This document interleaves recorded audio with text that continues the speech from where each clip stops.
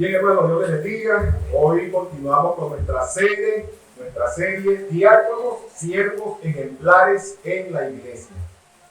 Y les invito a buscar en sus Biblias en 1 Timoteo, capítulo 3, versículos 8 en adelante, bajo la bendición del Padre, del Hijo y del Espíritu Santo. Amén. Los diáconos, asimismo, deben ser honestos, sin doblez, no dados al mucho vino, no codiciosos de ganancias deshonestas, que guarden el misterio de la fe con limpia conciencia. Y estos también sean sometidos a prueba primero, y entonces ejerzan el diaconado si son irreprensibles. Las mujeres, asimismo, sean honestas, no calumniadoras, sino sobrias, fieles en todo. Los diáconos sean maridos de una sola mujer, y que gobiernen bien sus hijos y sus casas, porque los que ejerzan bien el diaconado ganan para sí un grado honroso y mucha confianza en la fe que es en Cristo Jesús.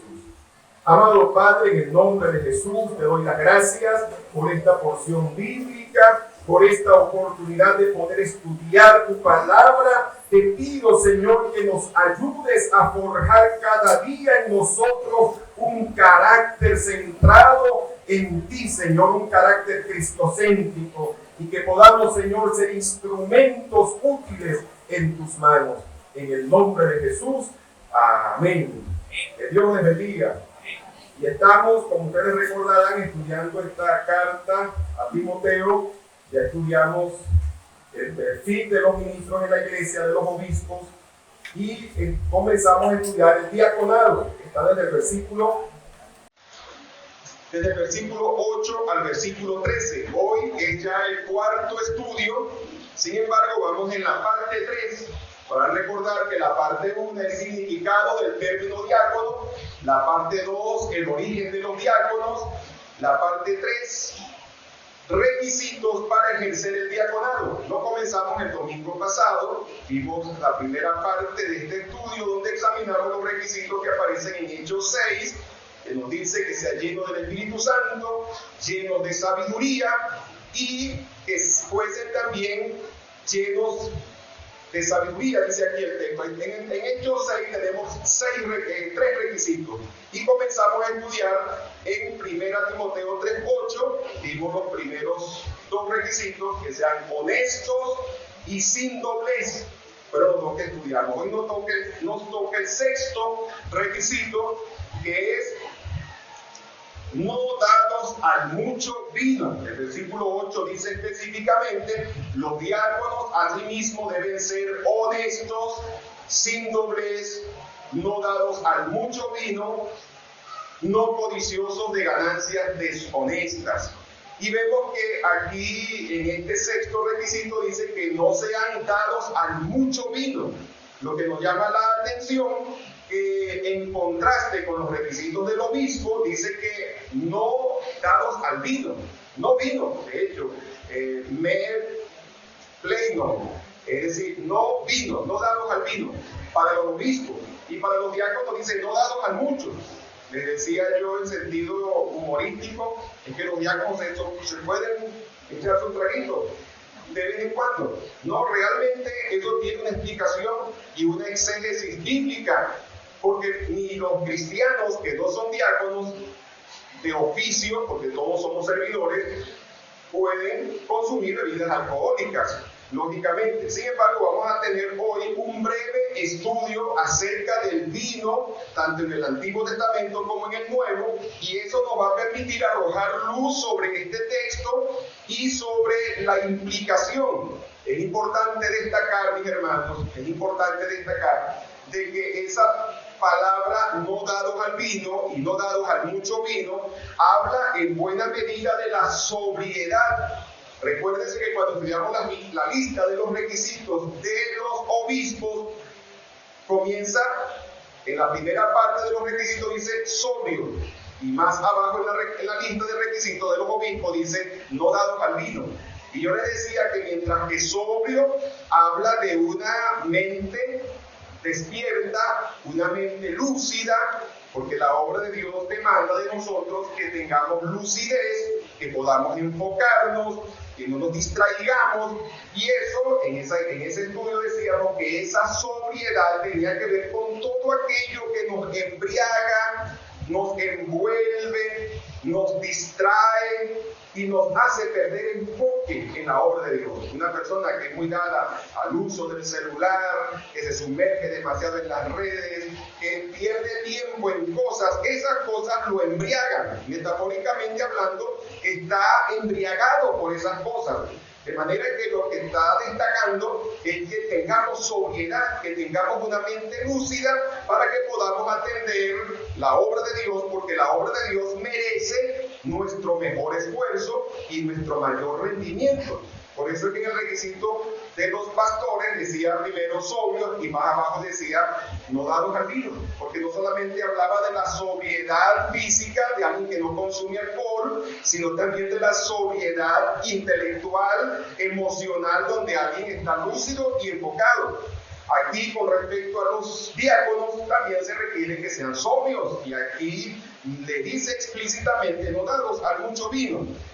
Y es importante destacar, mis hermanos, que este análisis que estamos haciendo del vino en las Escrituras, hermanos, hay tres, especialmente en el Antiguo Testamento, hay tres términos, y lo pueden ver en pantalla, tres términos que se aplican a lo que son las bebidas alcohólicas, y en este caso, la primera palabra viene siendo, fíjense que la tenemos en pantalla, las tres: sidra, yayin, y la otra es tirosh, que me faltó corregirlo allá. Sidra, yayin, tirosh. Fíjense que la sidra era como decir una cerveza, era una bebida alcohólica hecha a base de granos, a base de cebada, y cada vez que usted lee en la Biblia, la sidra está hablando de esa cerveza que teníamos para ese tiempo, que era fermentada de manera natural, no como hoy que puede fermentarse con otros procesos también.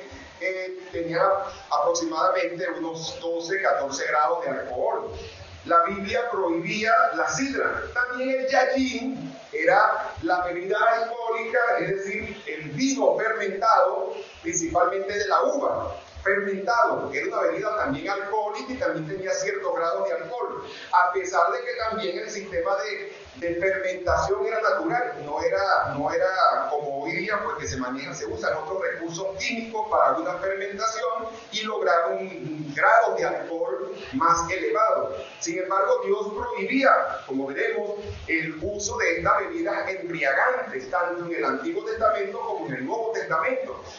Y vemos que tirosh también se encuentra en las Escrituras, vino. Tú lees en la Biblia, en el Antiguo Testamento lees vino, y a veces es la traducción de yayin, a veces es la traducción de tirosh. A veces cuando tú lees eso, puedes prestar atención, el énfasis, cómo maneja las Escrituras el uso del vino, yayin, o el uso del vino, tirosh.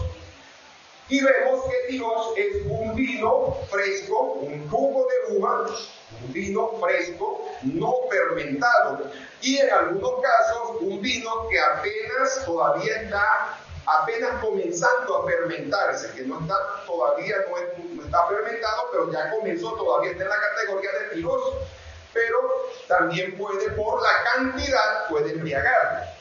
Por la cantidad puede embriagar. Entonces tenemos, para que podamos apreciar lo que las Escrituras nos hablan, tanto del vino, en este caso, de la sidra, y del tirosh, del yayin, perdón. Y yo quiero que ustedes observen en este texto donde Dios les prohíbe a los sacerdotes que al entrar al altar usaran tanto la sidra como el yayin. Y dice allí: ni tú ni tus hijos debéis beber vino ni sidra cuando entréis en el tabernáculo de reunión, para que no muráis. Estatuto perpetuo será para vuestras generaciones. Fíjense que dice vino ni sidra, y ahí la palabra vino en el hebreo es yayin. Ni vino ni sidra, ni vino fermentado ni cerveza. Es la orden que el Señor le está dando allí a los sacerdotes. Luego vemos en Jueces 13:4, cuando Dios le habla con la madre de quien sería la madre de Sansón, y Dios le prohíbe explícitamente de que no consuma estas cosas. Dice: ahora pues no bebas vino ni sidra, ni comas cosa inmunda. Fíjate que dice vino, yayin, ni sidra. Tiene que ver con la cerveza. No bebas, porque el niño sería nazareo desde el vientre de la madre. Y cuando él fuese ya un joven, un adulto, no consumiría ninguna bebida alcohólica. Y como ustedes saben, había lineamientos específicos sobre los nazareos. Vemos en número 6 que los nazareos no podían cortarse el cabello, no podían cortarse la barba, no podían... Había una cantidad de especificaciones, que era una dedicación especial para con el Señor. Y el Señor le dijo claramente a ella que desde el vientre ella se asegurara de no tomar bebida fermentada, ni vino ni sidra, ni yayin ni sidra. Luego tenemos el caso, y estamos, hermanos, para que ustedes vean lo que la Escritura, cuando usted lee vino, pero usted no sabe cuál es la raíz hebrea que está empleada allí. Y hay una distinción. Y esa distinción, cuando vamos al Nuevo Testamento, presenta un cuadro especial que nos va a arrojar luz a lo que estamos analizando en 1 Timoteo 3. Y usted va a ver cómo todo encaja y todo tiene sentido, porque la palabra de Dios, hermano, ella armoniza. Sí, hay a veces aparentes contradicciones en la superficie. Por eso hay una materia en el Instituto Bíblico que se llama apologética. Y la apologética tiene como objetivo defender las grandes doctrinas de la Biblia y defender los fundamentos de la fe cristiana.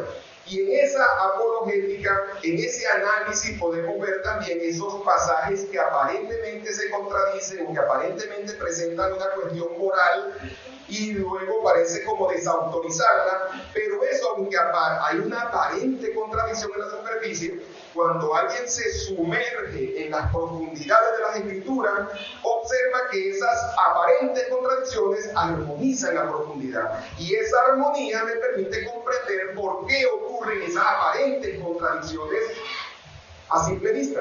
Entonces tenemos el caso de Ana, una mujer que estaba muy triste porque no había concebido. Para ese tiempo era una vergüenza y se consideraba que una mujer que no concebía hijos estaba bajo la maldición de Dios y sentía que la bendición de Dios no estaba sobre ella. Lo cierto es que ella estaba muy afligida y orando, dice la Escritura, que ella ni movía los labios, solamente lloraba y estaba en la presencia de Dios. Oraba mentalmente, su corazón estaba tan confundido que no le salían palabras. Y el sacerdote, Elí, malinterpretó y la acusó de que estaba ebria, de que había consumido bebidas alcohólicas. Y ella le contesta, y Ana le respondió diciendo: no, Señor mío, mas yo soy una mujer acongojada de espíritu, no he bebido vino ni sidra, yayin ni sidra, ni cerveza, sino que he derramado mi alma delante del Señor. Entonces tenemos allí nuevamente esas dos palabras que está claro que el Señor condena ambas prácticas. Hermanos, en cuanto al... Fíjense aquí, 1 de Samuel, esta es en otra versión, una versión popular, dice: Ana contestó: Señor, no he tomado vino ni cerveza, estoy muy afligida y le estaba contando mis problemas al Señor. En una versión más contemporánea, traduce sidra como cerveza. No he bebido vino, yayin, ni cerveza. Luego tenemos que los profetas del Antiguo Testamento condenaban frontal y radicalmente el consumo de bebidas alcohólicas, poniendo énfasis, por supuesto, en los excesos, en tomar en cantidades y embriagarse.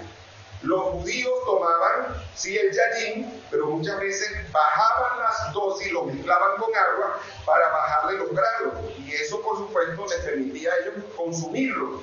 Sin embargo, fíjense, los profetas en muchos pasajes, por ejemplo en Isaías 5:11, que es el que tenemos en pantalla, Proverbios, Isaías 24:9, 29:9, 28:7, entre muchos otros pasajes se ve que los profetas frontalmente atacaban el consumo de bebidas alcohólicas, específicamente yayin. Y mire como dice Isaías 5:11: Ay de los que se levantan de mañana para seguir la embriaguez, que se están hasta la noche, hasta que el vino los enciende. Vino, yajin, fermentado, y además de que estaba fermentado, tomaban altas dosis durante todo el día hasta que el vino los encendía y les hacía perder el control, hacer locuras. Lo cierto es que textos como eso, por ejemplo, Proverbios 21, donde dice que el vino es alborotador, la sidra alborotadora, escarnecedor, dice el vino es escarnecedor, la sidra alborotadora, todo el que por ellos yerra no es sabio, Proverbios 21. Textos como eso nos dejan claro que la Biblia condenaba el consumo de las bebidas alcohólicas, tanto de los granos fermentados, la cerveza, la sidra, como del vino, yajin, fermentado. Encontramos ahora esa palabra, tenemos aquí otro texto, vamos a agregarlo también en la lista, Proverbios 23:31. No mires el vino cuando rojea. Cuando rojea es cuando se está fermentando, cuando ya empieza a fermentarse. No mires el vino, dice no que no lo tomes, dice que no lo mires, ni lo mires, es lo que dice el Señor, ni lo mires cuando rojea, cuando resplandece su color en la copa, se entra suavemente, mas al fin como serpiente morderá y como áspid dará dolor, tus ojos mirarán cosas extrañas y tu corazón hablará perversidades.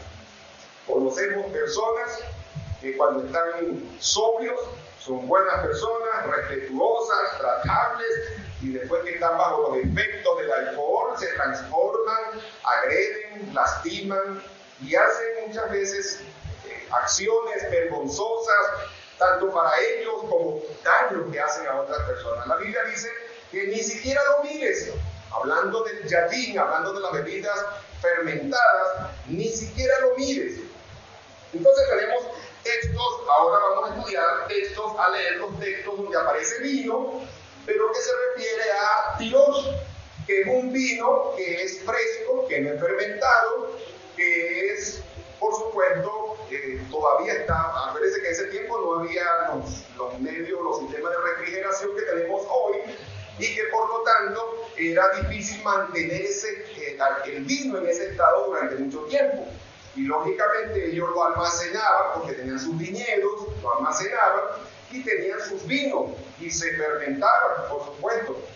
Lógicamente ellos, para cumplir con la ley de Dios, las personas que eran piadosas, los que eran obedientes a los mandatos del Señor, ellos rebajaban los grados de alcohol ligándolo con agua. Una porción era ligada con una porción similar, con dos porciones similares, y a veces usaban el vino también para purificar el agua, porque a veces el agua no era del todo potable y a veces traía enfermedades. No se conocían mucho de los microbios en ese tiempo, pero sabían que no estaban aptas para el consumo, y entonces a veces 5 porciones de agua, o sea, 5 tantos de la cantidad de vino, 5 tantos era usado para purificar el agua. Se le daba un saborcito agradable y a la vez la purificaba. Eran formas, pero fíjense este texto que está en Génesis 40:11, cuando habla de aquellos dos que José les interpreta el sueño. Estaba el jefe de los panaderos, estaba el jefe de los coperos, y ambos tuvieron un sueño y José les interpreta. Y en medio de eso, cuando dice este texto, en el versículo 11 de Génesis 40, dice, y que la copa del faraón estaba en mi mano, que era el sueño que él había tenido.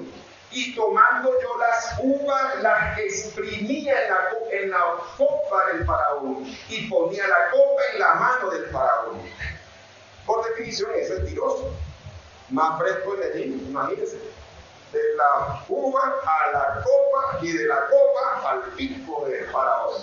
A la boca del faraón. Lo cierto era que era una bebida tirosa, era una bebida fresca.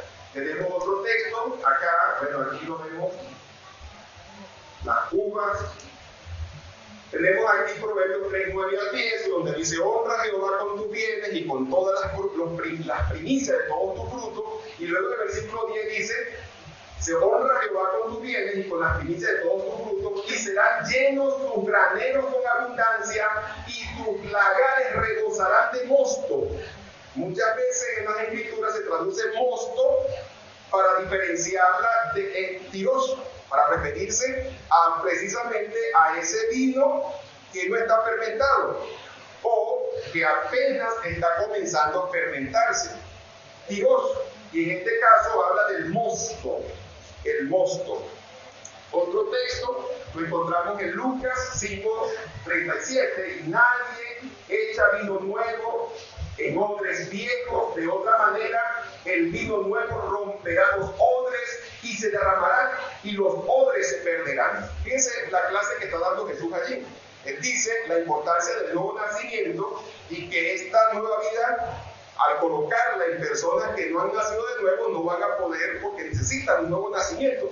Entonces Jesucristo pone una ilustración y él dice que nadie pone un vino nuevo es tiroso, un vino que no está fermentado, que lo ponen en odres viejos, pero ese vino nuevo cuando empiece a fermentar va a hacer presión y como los odres están viejos se van a romper y lo que se rompa se pierde todo el vino. Entonces en odres viejos es mejor que ya tomen un vino que ya está fermentado, que no va a crecer más de allí y no va a hacer presión, por lo menos no tanta presión en esos odres viejos. Por eso dice odres viejos en vinos viejos, pues ya fermentados. Pero esa palabra que dice vino nuevo es básicamente tiroso, un vino fresco, un vino no fermentado, que en ese caso lógicamente él va a cumplir con su proceso de fermentación natural. Tenemos también en Mateo 26:29, cuando el Señor instituye la cena, la Santa Cena, y dice, y os digo que desde ahora no beberé más de este fruto de la vid hasta aquel día que lo beba de nuevo con vosotros en el reino de mi Padre. Dios dice, el fruto de la vid, habla de un jugo de uva, el fruto de la vid, un jugo de uva. Por eso no estamos de acuerdo, nosotros la Fiel Bebés, no estamos de acuerdo que se usen vinos fermentados, preferimos que sean frescos, que se haga el jugo para la ocasión y que no esté fermentado. Porque cuando el Señor lo instituyó así. El Señor dice allí que no tomaré más del fruto de la vid. Acababan de tomar y Él entonces les anuncia, no volveré a tomar del fruto de la vid, no volveré a tomar de este jugo de uva hasta que lo tomen nuevamente con ustedes en el reino de mi Padre. Y por eso, en el acto de la cena del Señor, es lo que debemos insistir en que se apliquen los detalles. He escuchado a veces de pastores que por la urgencia, que quizás no consiguen los ingredientes apropiados y compran un jugo de uva o un fresco de uva. Eso no es correcto. No es correcto. Que compren, como escuché de uno, que fue a la panadería y compró un pan de mantequilla y le sacó el corazón, eso no puede ser. Acuérdense que la receta bíblica dice pan sin levadura, porque la levadura, hermano, en la doctrina bíblica hace referencia a que Cristo, siendo nuestro sustituto en la cruz del Calvario, no tenía pecado. Cristo no tenía pecado. Y por lo tanto, Él podía ser nuestro sustituto. Si yo uso un pan con levadura, estoy diciendo entonces que Cristo sí tenía pecado.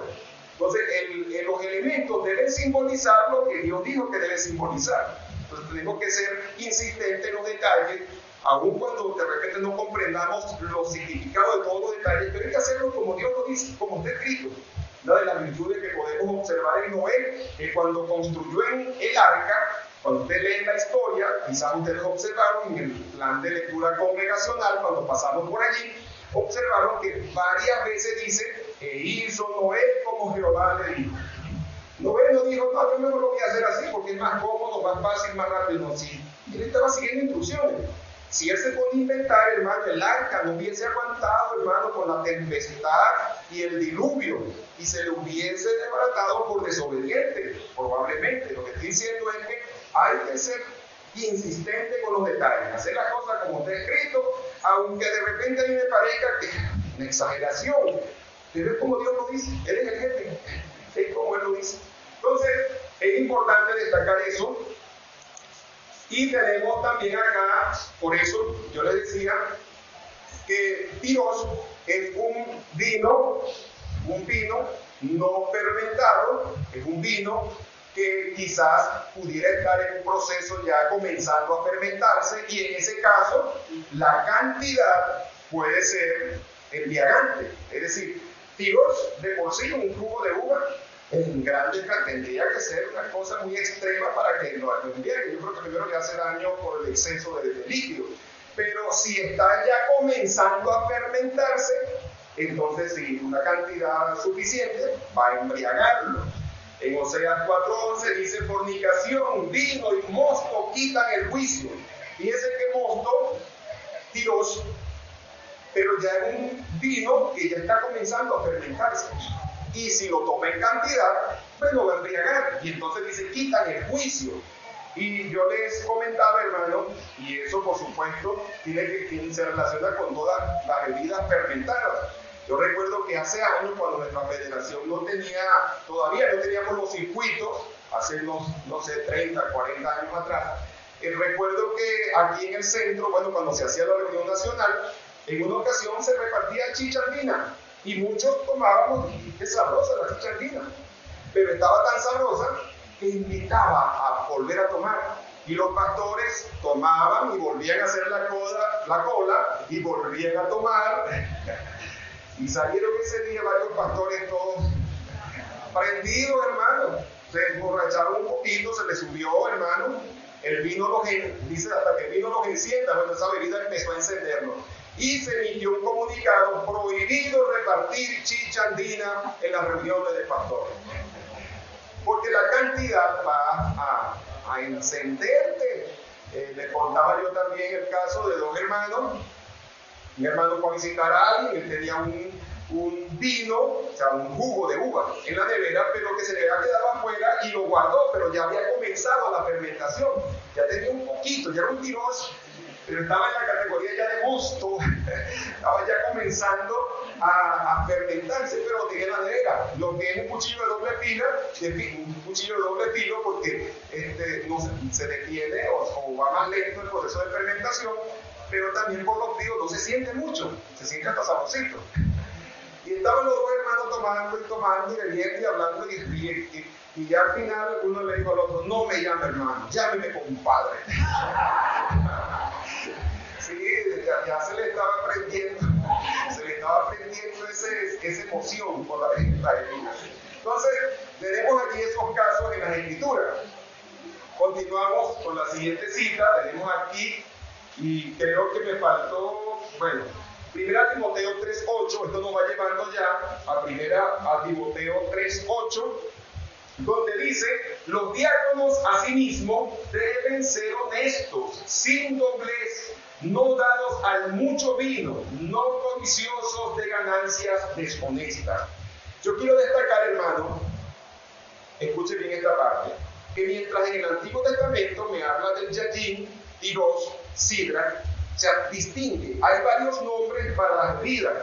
Y Tiros, como dije, se refiere principalmente al jugo de uva y que no está fermentado, o que apenas está comenzando a fermentarse y que no representa mayor problema. El problema es que en el Nuevo Testamento no hay, ese es en el hebreo, pero en el Nuevo Testamento del griego, hay una palabra que es oinon, para bebidas. Mientras que en el Antiguo Testamento se distingue, en el Nuevo Testamento solo hay una palabra griega, ainon o ainos, dependiendo si es sustantivo, dependiendo su construcción gramatical, pero es ainos o ainon, para vino. Y usted no sabe si se refiere a tiros o a yajin, sino por el contexto o por la construcción. Así como vimos en Mateo 26, donde el Señor le dijo, y me gustaría leerlo nuevamente, Mateo 26, yo le leí 26-29, yo quiero que ustedes observen, lo voy a leer 26-26, para que ustedes vean cómo dice, 26-26 a 29. Mientras comían, tomó Jesús el pan y bendijo, y lo partió, y dio a sus discípulos, y dijo: tomad, comed, esto es mi cuerpo. Y tomando la copa, habiendo dado gracias, le dio diciendo: bebed de ella todos, porque esto es mi sangre del nuevo pacto, que por muchos es derramada para remisión de los pecados. Y os digo que desde ahora no beberé más de este fruto de la vid hasta aquel día que lo beban de nuevo con vosotros en el reino de mi Padre. Observa allí, acababan de tomar la cena, instituye la cena del Señor, pero no usaron un vino fermentado, usaron un vino fresco. Él lo llamó el fruto de la vid, era un jugo de uva, el fruto de la vid. Él instituye allí. Y lógicamente, allí, por definición, está hablando de Dios, jugo de uva. Ahora, el problema que encontramos en el Nuevo Testamento es que no hay esa división como en el hebreo, que tú puedes ir al original y tienes Yajin o Dios. Aquí vas a conseguir Ainon o Ainos y no vas a identificar si se refiere a vino fermentado o vino fresco, jugo de uva, en este caso. Tenemos que apoyarnos en el texto, en la construcción del texto, como está. De hecho, cuando usted lee, por ejemplo, en Hechos 2.13, por ejemplo, ustedes recuerdan que hubo el día del Pentecostés, Hechos 2.13, y estaban hablando en lengua, y estaban alabando a Dios, y estaban muy emocionados, y la gente, los que se acercaron por el alboroto, la bulla, dijeron, no, es que esos están llenos ¿de qué? De mosto, del tiros, pero que ya está fermentado, y han bebido mucho, y se han llenado de mosto y están embriagados. Entonces, es importante que nosotros podamos darnos cuenta por la conclusión del texto que la Biblia condena las bebidas fermentadas y que si están comenzando a fermentarse o tienen pocos grados de alcohol, pudiera tomarse, pero en pequeñas cantidades. Y allí está el detalle de 1 Timoteo 3. Mientras que en 1 Timoteo 3, cuando le habla a los pastores, no vino,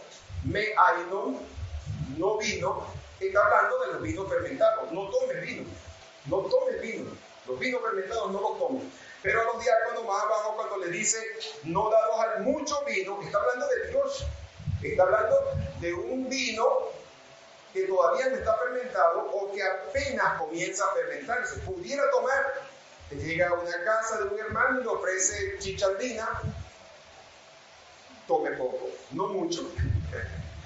La orden aquí es no mucho vino, no daros al mucho vino. O sea, si lo tiene, si usted lo prepara, tiene que tener la templanza de que no puedes tomar mucho, porque eso te va a encender, te va a hacer perder lucidez, te va a embriagar. Ese es el punto.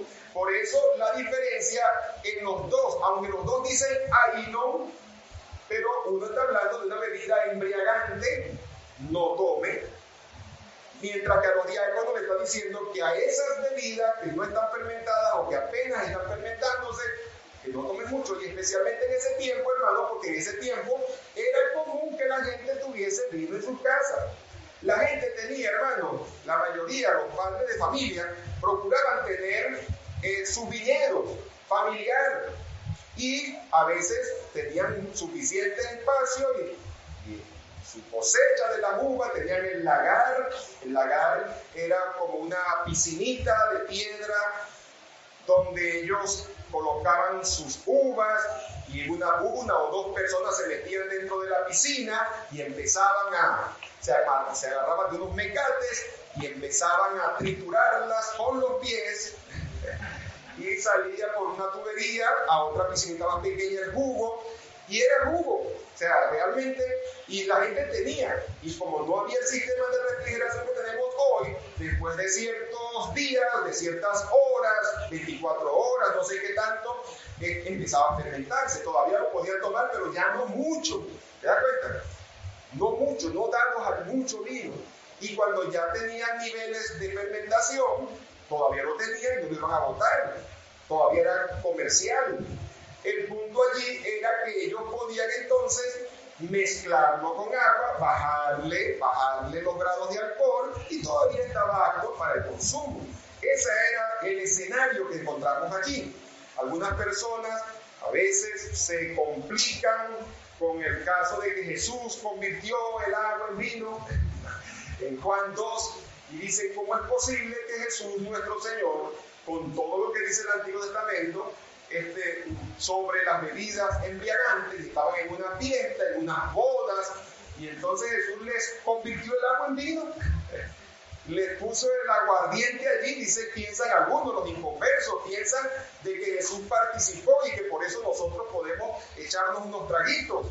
Y algunas, inclusive organizaciones, piensan que sí, lo importante es no embriagarse, pero que sí se puede echar unos tragos.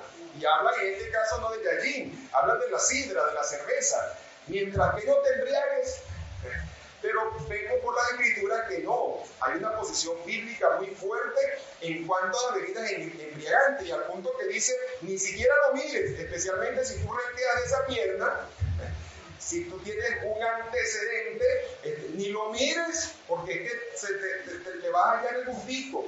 El calor te va a hacer aumentar la sed, y la sed te va a hacer abrir el apetito por consumir más. Entonces el Señor dice, ni lo mires. Pensando en esta escena, y voy a aprovechar de hacer la aclaratoria de lo que dice ahí en Juan 2, cuando se nos dice que Jesús fue invitado a unas bodas, y la mamá de Jesús estaba allí. Parece, hermano, se cree que eran familiares de ellos, familiares de María, de nuestro Señor Jesucristo, ya que María estaba allí como una mujer muy activa en la casa. De hecho, ella fue la primera que se dio cuenta, o una de las primeras que se dio cuenta de que faltaba vino. No había vino, y eso la preocupó al punto que fue a hablar con el Señor Jesucristo. Era una mujer, yo la imagino así como Caridad cuando llegan las actividades por ahí de nuestra organización, que están las mujeres en la cocina. Si usted no consigue Caridad, vaya a la cocina. Ella no tiene que, porque de repente es una líder, una delegada, pero cuando usted no la consiga, búsquela en la cocina. Ella está con las hermanas haciendo oficio y hablando, ella disfruta eso. Yo veo a María así, ella estaba de invitada, pero de repente ya estaba metida ayudando y cocinando y acomodando y pendiente, y en medio de ese movimiento se da cuenta de que no hay vino, y habla con el Señor. Y bueno, la historia ustedes la conocen, pero a mí me llama la atención que en el versículo 11 dice el apóstol Juan, dice, este principio de señales hizo Jesús. Fíjense que los milagros que Juan cuenta, parece que Mateo fue escrito para los judíos, Mateo Marcos fue escrito para los griegos, Lucas para los romanos y Juan para los cristianos. O sea que Juan habla más principalmente de doctrina, de enseñanza. Fíjense que Juan dice este principio de señales, mientras que los demás evangelios habla de las maravillas y pone énfasis en lo grandioso, impresionante de esa obra que hizo Jesús. Juan está más interesado en el significado espiritual de esa obra que hizo Jesús. A cada obra él le da una interpretación y le da una enseñanza que revela quién es Jesús, que revela la persona de Jesús. De manera que Juan llamó a esta primera obra, convertir el agua en vino, lo llamó principio de señales. Fue la primera señal. Lo llamó señal porque tenía un propósito. Más allá de la obra, había una lección que el Señor quería dar. Y analizando la historia, observamos varios detalles interesantes. Dice que habían 6 tinajas de piedra de la purificación. Los judíos, hermanos, eran un pueblo que, por ser el pueblo de Dios, era muy dado a la consagración, a la pureza, y ellos tenían esas disciplinas de lavarse las manos. Ponían énfasis en la purificación, pero ponían énfasis más en la parte externa. Descuidaban la parte interna. Por eso es que Dios muchas veces le dijo: este pueblo de labios me honra, mas su corazón está lejos de mí. Ellos se lavaban las manos, colaban los mosquitos, como decía el Señor Jesucristo, pero dejaban pasar cosas que eran mucho más serias y mucho más complicadas. De manera que esas 6 tinajas de piedra, yo pienso que Dios permitió que estuvieran allí para simbolizar sobre esa purificación, esa santidad y esa influencia de Jesús. Jesucristo llenaría el vacío que tenían el judaísmo, ese vacío donde solo tenían obras externas, pero internamente había un vacío. Jesucristo llenaría ese vacío, mostrándole que Dios busca una santidad integral, espiritual y cuerpo. Dios busca y demanda una santidad no solo de fachada, sino de autenticidad. por una parte. Por otra parte, al analizar las escrituras nos damos cuenta que el agua convertida en vino hace referencia al nuevo nacimiento, la transformación que Dios hace en cada ser humano, de modo que si alguno está en Cristo, nueva criatura es. Las cosas viejas pasaron, y aquí todas son hechas nuevas, una transformación, un cambio. Y por supuesto, ese vino, esa agua transformada en vino, habla de toda una transformación. Aunque el agua y el vino eran líquidas, no tenían las mismas propiedades. Y lo que Dios ha hecho con nosotros es cambiar esta naturaleza pecaminosa en una nueva criatura. De eso es que se trata. Y lógico, nosotros creemos que ese milagro, Jesucristo ni siquiera necesitaba, hermano, decirle a estas personas que llenaran esas tinajas de piedra. Él pudo haber dicho la palabra y aparecía el vino allí. Hubo una participación del hombre, pero fue necesario para que ellos fuesen testigos oculares, porque los sirvientes, los diáconos que estaban allí, los sirvientes, eran testigos de que ellos mismos habían echado el agua, y eso estaba lleno de agua. El maestresala, de verdad, él no sabía lo que había pasado, y cuando lo prueba dice, wow, esto es vino de buena calidad, el mejor vino. Lo están repartiendo al final. Siempre me acuerdo de Donato y Ernestina, recuerdan la película, donde él decía que Jesús convirtió el agua en vino, pero ahora a mí me convirtió el vino en pan. Porque él dice que los fines de semana, antes de ser cristiano, compraba vino, o sea, aguardiente, bebidas alcohólicas, y después que se convirtió a Cristo, ahora él no iba a comprar bebidas alcohólicas, sino que llegaba a la casa con un par de panes para la casa. Le convirtió el vino en pan. Y eso habla de ese nuevo nacimiento, de ese milagro que Dios ha hecho en la vida de cada persona. Y vemos aquí entonces, hermanos, en este pasaje, que cuando Jesucristo le dice a ellos, llévenle al maestresala. Acuérdense que el maestresala, cuando usted lo investiga, se encuentra con que el maestresala no solamente dirigía a todo el equipo de servidores, la atención al público, él también tenía el deber de mezclar el vino, porque ese vino, que ya había sido fermentado, o sea, ellos tenían que almacenarlo, y no tenían sistema de refrigeración. Entonces, él tenía el deber de mezclar ese vino de manera que no tuviera dosis tan altas de alcohol. No solamente el maestresala vigilaba de que la mezcla fuera apropiada, de que no fuera pura agua, o sea, que la mezcla fuera en su punto donde aún así pudiera saborearse un buen sabor. Y el maestresala también tenía, o sea, también había la responsabilidad de vigilar, o sea, de asegurarse de que todos tomaran cantidades que no se excedieran. Hermano, estamos hablando de un hogar piadoso. Estamos hablando de unos familiares de Jesús, de María, que eran piadosos, que eran creyentes, que aplicaban las instrucciones de la palabra de Dios. Esas fiestas no eran orgías, no eran espacios donde consumirían bebidas alcohólicas en forma desenfrenada. Se llevaba un control. Es como que si nosotros estuviéramos aquí en una celebración nuestra y tuviéramos la idea de alguien de preparar una chicha andina, por decir algo. Vigilamos de que la persona haga la cola una sola vez. Tenemos ese control. ¿Ya? Sí se repartió, pero ponemos a un diácono, esté pendiente, y le decimos a todos, esté pendiente. Porque se vigilaba también la frecuencia, la cantidad. Entonces, el punto acá era que había faltado. Eso era culturalmente una falta, porque hablaba, pues, era algo que después era comentado, porque había que asegurarse de que para la cantidad de invitados hubiera suficiente para la fiesta. Eso era algo de cultura. Entonces, Jesucristo realmente, muchas veces los invitados a veces apoyaban con algunas cosas. Por eso María, la madre de Jesús, habla con el Señor. Quizás para que hiciera algo, fuera a comprar, hicieran algo para ayudar a la familia y no dejarlos pasar por esa vergüenza de que se les acabaron las provisiones para la fiesta, la celebración. Lo cierto es que Jesús, entonces, después que se llenaron esas vasijas, el agua se convirtió en vino y le dijo, llévenselo al maestresala. Y el maestresala, cuando lo prueba, que tiene un paladar entrenado, vio que estaba en su punto y estaba perfecto. Y hermano, Jesús preparó un vino que nadie en esta tierra lo había preparado. Eso era de la mano del maestro, hermano. Eso tenía el toque, eso tenía un sabor, era jugo, hermano, era jugo sabroso, como colado directamente de la uva, pero con un sabor, un toque. Hermano, yo pienso de que el maestresala dijo, escúchale, pero esta calidad de vino, ni yo hago una combinación, una preparación a ese nivel de calidad, ¿cómo lo dejaron para el final?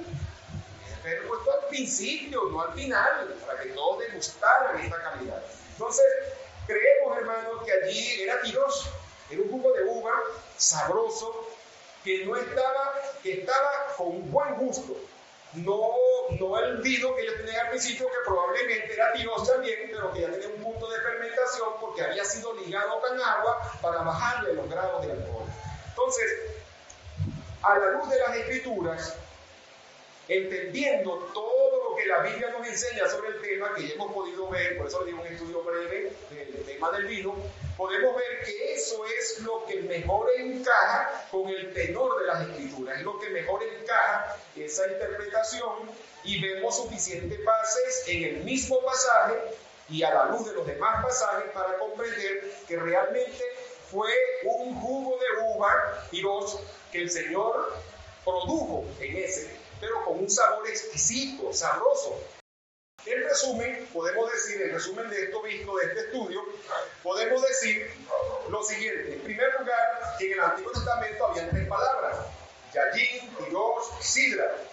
Que mientras que Yajin y Sidra tiene que ver con bebidas fermentadas, Tirosh tiene que ver con bebidas, en el caso de la uva, jugo, no era fermentado. Lo segundo que podemos ver, que esa sidra eran granos fermentados, especialmente o principalmente de cebada. En tercer lugar, que en el Nuevo Testamento no existen las figuras para el fermentado y el no fermentado.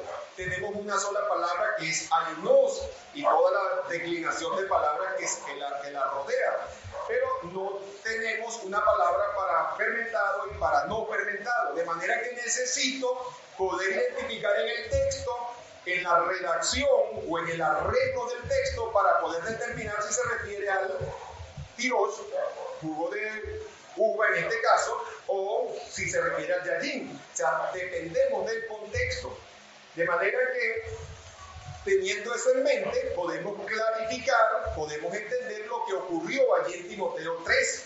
Mientras que a los pastores le dicen que allí no tomes bebidas embriagantes, a los diáconos le dicen no mucho, porque se refiere a jugos que, aunque no están fermentados, que quizás están comenzando a fermentarse, le dicen no mucho. Se regula la cantidad para que no te embriague, para que no te perjudique.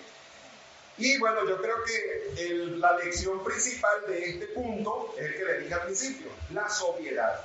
Dios dice que no tengamos consumo de bebidas alcohólicas, y literalmente y metafóricamente que no nos embriaguemos de otras cosas que puedan distraernos, que puedan distraer nuestras mentes, porque Dios quiere que seamos sobrios, porque Dios quiere que le dediquemos. El diácono, en este caso, tiene deberes y labores que cumplir, que él necesita sobriedad, necesita estar alerta, necesita, por supuesto, poder cumplir con eficiencia su trabajo, con integridad, y por supuesto la sobriedad es importante. Y hablamos de la sobriedad tanto en lo físico, no consumir bebidas alcohólicas en ninguna medida, y metafóricamente, es decir, que no se distraiga con cosas que le pueden robar su sobriedad. Entonces, yo creo que podemos, para no dejarnos tan lejos en la lección, vamos a mencionar el punto número 7, brevemente, ya esta sí más brevemente, 5 minutos por lo menos la menciono, y si hay algo más, pues lo termino de desarrollar en la próxima. El 7 es no codicioso de ganancias deshonestas. No codicioso de ganancias deshonestas. Ese es el último que vamos a tratar hoy, que es no codicioso. Dice, asimismo los diáconos deben ser honestos, sin doblez, no, con dos palabras, no dados al mucho vino, no codiciosos de ganancia deshonesta. Y con eso terminamos el versículo 8. Y ya analizábamos en el estudio que dimos sobre los pastores, los obispos, que tampoco podemos ser codiciosos de ganancia deshonesta. Y es importante, hermano, porque habla de la integridad, de la honestidad. La Biblia dice que Jesucristo nos enseñó, no puedes amar a Dios y a las riquezas. Por supuesto que debemos trabajar, debemos producir, querer prosperar, querer avanzar, lograr estabilidad, está bien.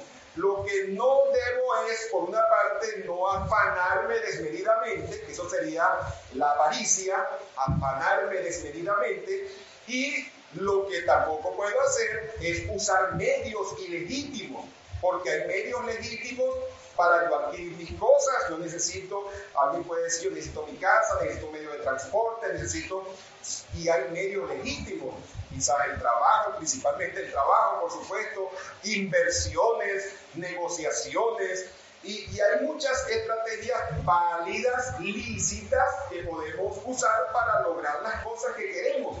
Pero Dios condena tanto los medios ilícitos, como por eso dice no codicioso de ganancias deshonestas. O sea, querer adquirir cosas, querer incrementar mis bienes, pero usando medios ilícitos, donde yo despojo a otro de lo que es suyo.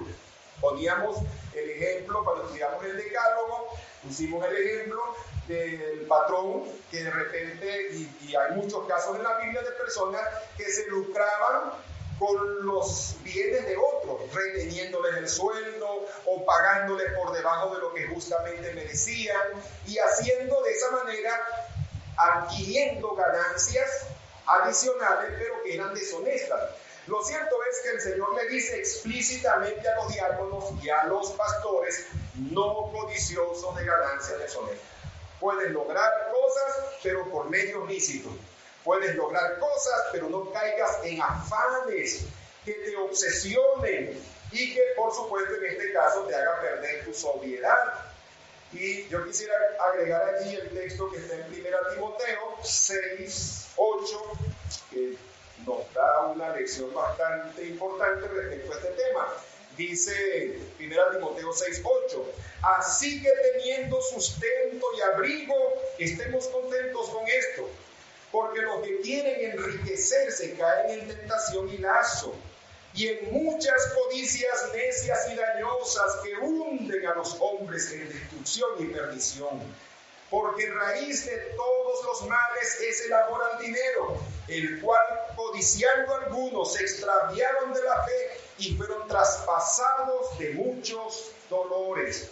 Otro texto que también quiero que agreguen allí, pensando en los diáconos, en los pastores y todo cristiano. Recuerden que estos requisitos, 2 Corintios 8, estos requisitos, hermanos, no solamente están dirigidos a los pastores y a los diáconos porque Dios lo demanda para el oficio ministerial, sino que Dios lo demanda también porque quiere que ellos modelen delante de la congregación una vida piadosa, madura, íntegra.